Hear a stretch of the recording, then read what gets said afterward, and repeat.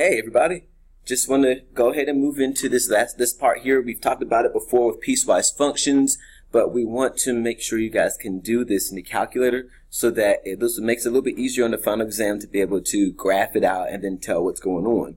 So with this, it's not a hard thing. It's just you got to do some work on it, but it's all in the calculator. All right. So again, we're going to be looking at graphing. This is what I'm calling the title of this section. Graphing piecewise functions. Oops, not pieces. Piecewise functions.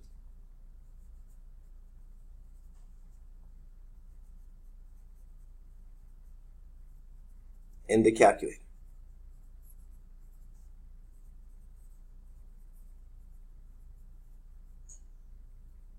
Now, with this, it doesn't matter whether you have an 83, an 84, or whatever. It's still going to work the exact same way. So we're going to call this example 1. And all we're going to do is just put this in the calculator. We're not really going to answer any questions right now. We're just going to put it in the calculator, see how to do it, and then we're going to be good.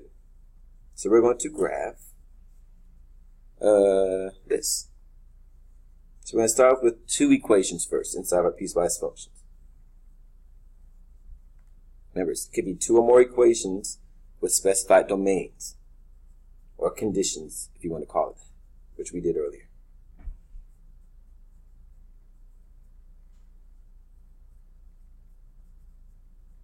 Okay, so this is going to be our piecewise functions, and this is a piecewise function.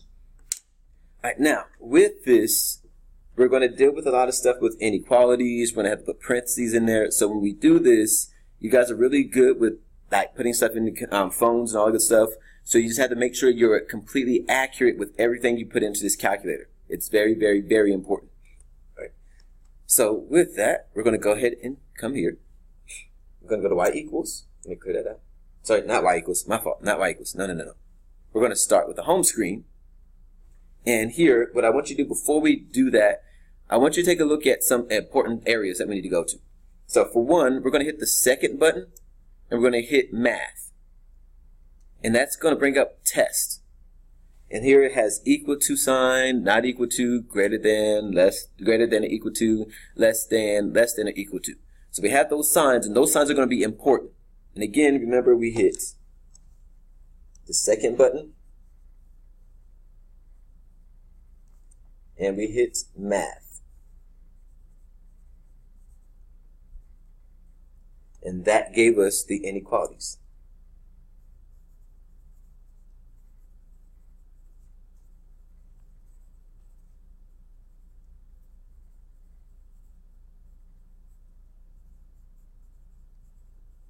So that's going to come back into play a lot today. So make sure you have that.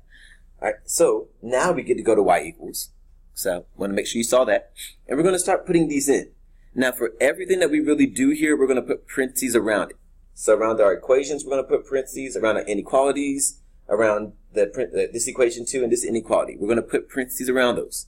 So let's go ahead and do a parenthesis to start off. We do x squared.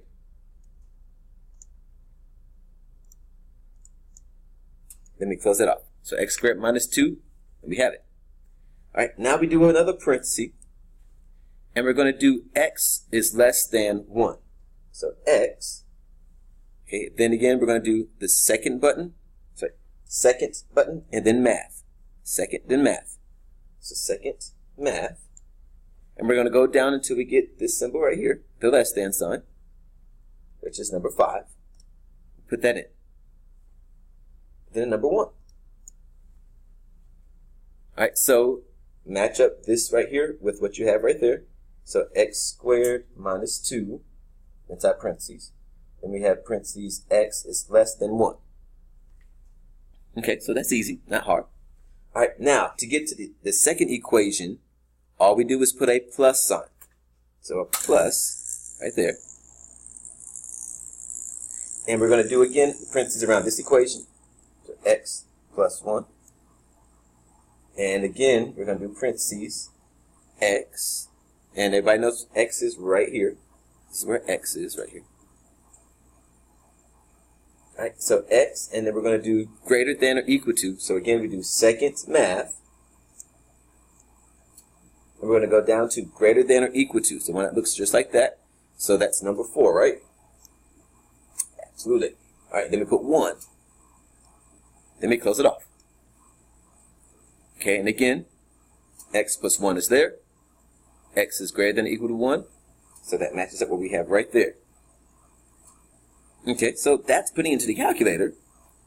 So at this point, let's just go ahead and graph it out and see if hopefully it works right. Oh, my screen is wrong.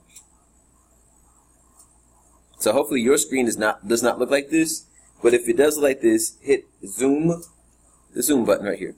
Zoom. I'm going to hit 6.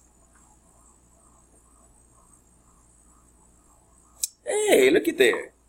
So zoom 6 changed it to the main screen, and it gave us exactly what we needed. Bam. So it gave us this part here that's less than 1. It's this quadratic function that we've been working on. Remember, at the beginning of the semester, we talked about those different functions, like the power function, a constant, quadratic, linear, cubic, square root, absolute value, exponential, log, sine, and cosine functions. So this is a quadratic function there, because it has the square there. And this is a linear function, because it's just x plus 1, so just x to the first power. So that's a linear function. So that's it. That's all you do with graphing piecewise functions. That's it. Alright, so in the next video, we're going to take a look at doing it with 3 equations.